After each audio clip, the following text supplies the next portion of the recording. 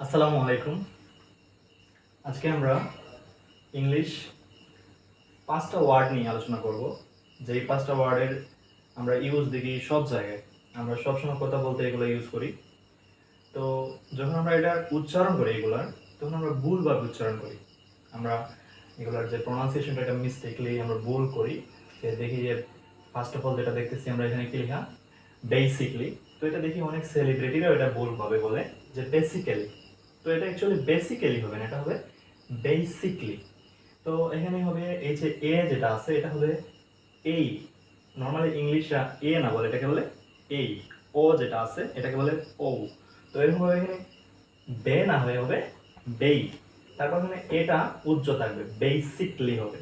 তো আমি এখানে লিখে দিচ্ছি সঠিকটা, যেটা হবে বেসিকলি, এটা বেসিক্যালি হবে না। তারপর যেটা আছে এখানে প্রিপারেশন। তো এটা আমরা ভুলভাবে বলি। অনেকে দেখি যে এক্সাম আসলে জিজ্ঞেস করে যে তোমার এক্সামের প্রিপারেশন কেমন।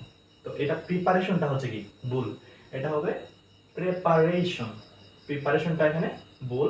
এখানে এই আগের মতো প্রিপারেশন, এখানে রেই হবে। তারপর ইংলিশ যে গ্রামাটিক্যাল আছে আমরা দেখি কি প্রিপজিশনটা আমরা ভুলভাবে উচ্চারণ করতে দেখি, অনেক টিচারও এটাকে বলে প্রিপজিশন। তো এটা হবে প্রেপজিশন। এখানে প্রে হবে প্রি না, আগেরটার মতো এখানে প্রে, প্রিপারেশন না প্রেপারেশন। এখানে হবে কি প্রেপজিশন, প্রি না প্রে হবে। তারপর যদি দেখি এই যে এটা ফ্যামিলি, আমরা সবসময় এটা উচ্চারণ করতে দেখি ফ্যামিলি। তো এটা ভুল, এটা হবে কি ফ্যামিলি। এখানে ফ্যামিলি না, এখানে আইটা উচ্চ থাকবে, এখানে হবে ফ্যামিলি। তারপর হচ্ছে এই যে এখানে ডিফারেন্ট। তো এটা আমরা সবসময় বলি কি ডিফারেন্ট। তো এটা ডিফারেন্টটাও ভুল, এটা হবে ডিফারেন্ট। এটা আমরা সবসময় ইউজ করতে দেখি। তো এটা আসলে কি ডিফারেন্ট না, এটা হবে ডিফারেন্ট। তো এরকম ভাবে যে আমরা কমন যে মিস্টেকগুলো করি, যে এই মিস্টেকগুলো নিয়ে আলোচনা করতে থাকবো আমরা।